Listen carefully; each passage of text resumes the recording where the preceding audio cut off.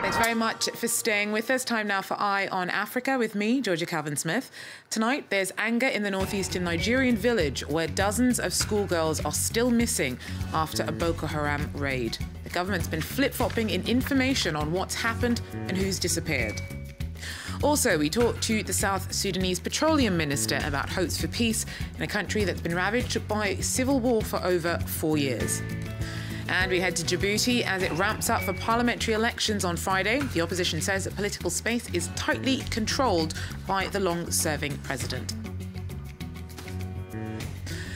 But first, it's been a heart-rending day for the parents of children still missing after their school was raided by Boko Haram extremists earlier this week.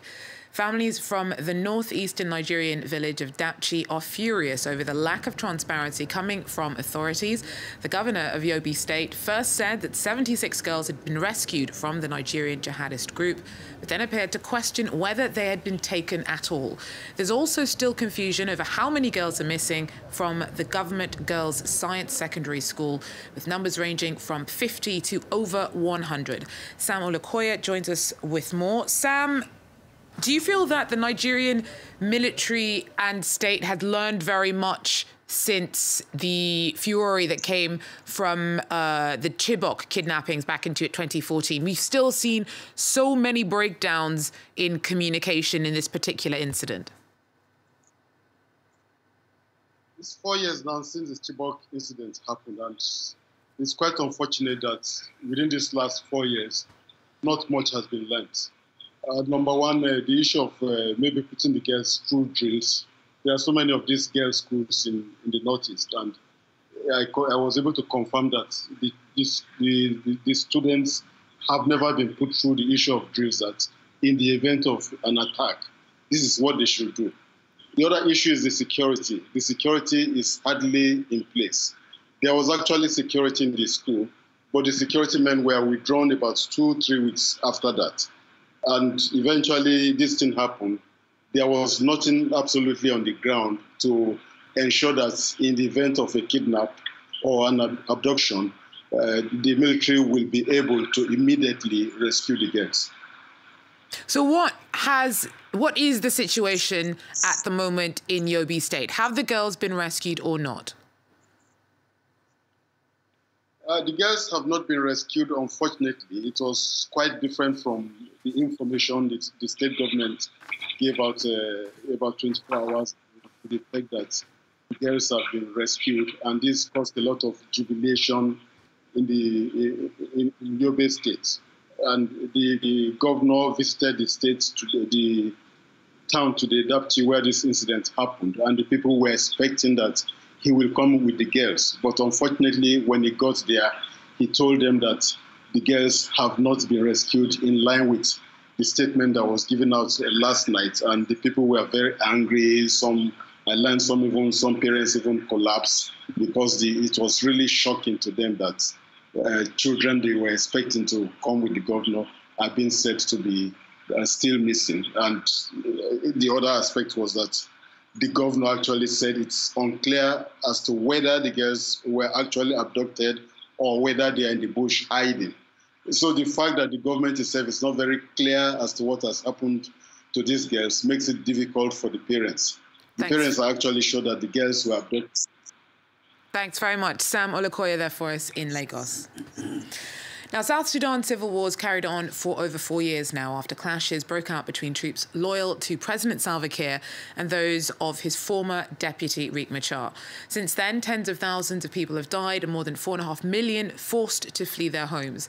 Now, a series of peace deals were made and broken, with the latest ceasefire signed just last December. Both sides have been accused of repeated violations. Another round of peace talks are currently underway in Addis. Well, the country has huge oil and gas reserves, but conflict and a lack of infrastructure means that the natural resources are hard to access. I'm joined now by the country's Minister of Petroleum, Ezekiel Lol Gatkoth. Thanks very much for coming in to speak to us. Thank you for having me here. So let's start off with the conflict. Even the African Union has this year complained of the level of senseless violence associated with the fighting, and it's clearly referred to both sides of the conflict being at fault. Is your government dedicated to the pursuit of peace? Well, thank you very much. My president is committed to peace. We have launched a national dialogue himself. We wanted to make sure that South Sudanese are coming together by talking among themselves. It is only South Sudanese who can bring peace to the Republic of South Sudan.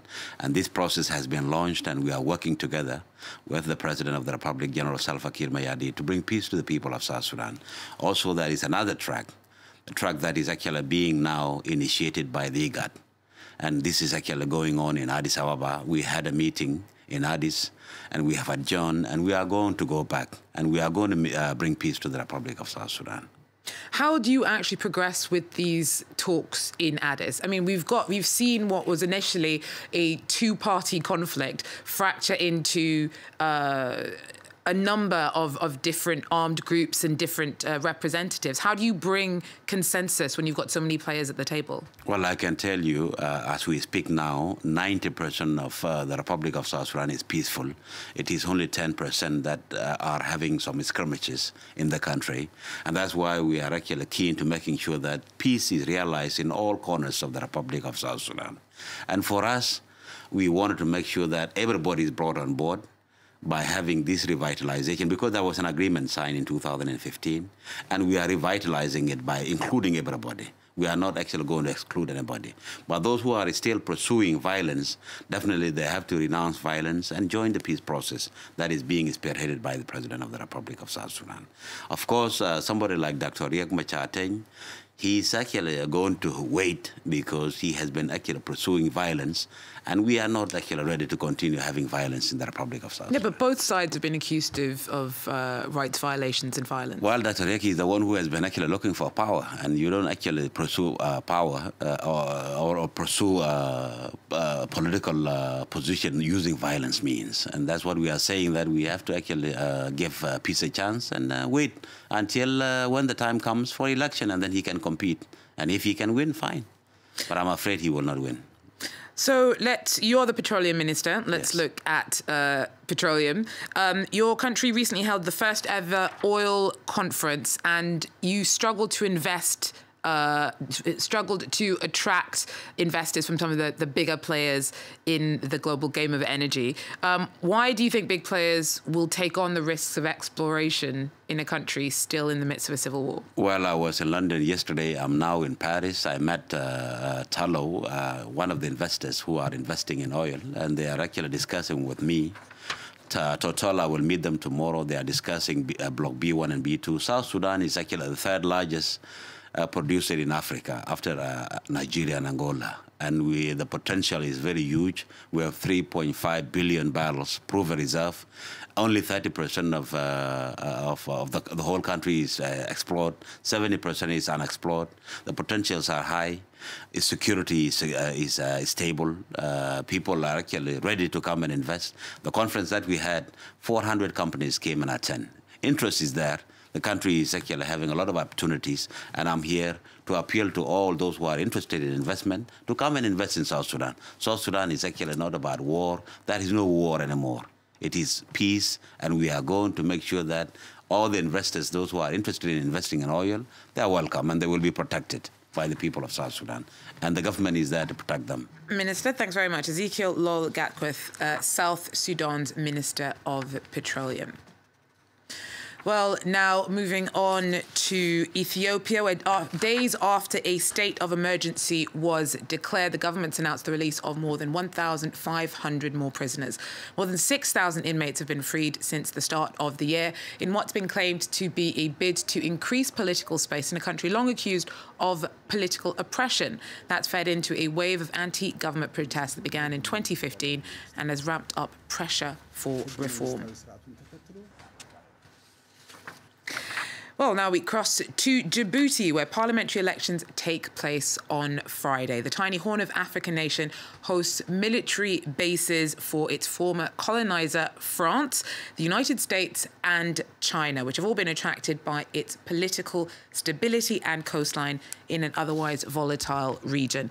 But the opposition and international observers say that political space is tightly controlled by the long-serving president, Ismail Omar Guelleh, and his inner circle. Our correspondents report. The Union for the Presidential Majority, the UMP, dominates the political landscape here. Among the 3,000 or so at this rally, there's no doubting the passion of some followers. Osman, a civil servant, will once again be voting for the UMP. The UMP is an old party. It's the party that's always governed the country. The party that's a driver for the country's development. New rules mean that 25% of seats will go to women, up from a quota of 10% in the last parliament. But much of the opposition is boycotting because they have no confidence in the Elections Commission. Some claim to have been unable to register. Should we take part in an election where we know the result in advance and which will be stolen? The boycott today is applauded by the people of Djibouti by public opinion. The people don't like a political party that takes part in a fraudulent election. But other opposition factions are fielding candidates. The UDJ party is contesting in the capital. The boycott achieves nothing. Between 2003 and 2013, the opposition boycotted all the elections, whether local, legislative or presidential. In 2013, the opposition came together to take part in the poll. In the end, that brought a small result, but at the same time, still a result. With the opposition so weak and divided, split between the boycotters and multiple competing factions, the scene is set for another resounding victory for the ruling coalition. Well, that's it for Iron Africa for now. Thanks very much for joining us. Do so again. Take care.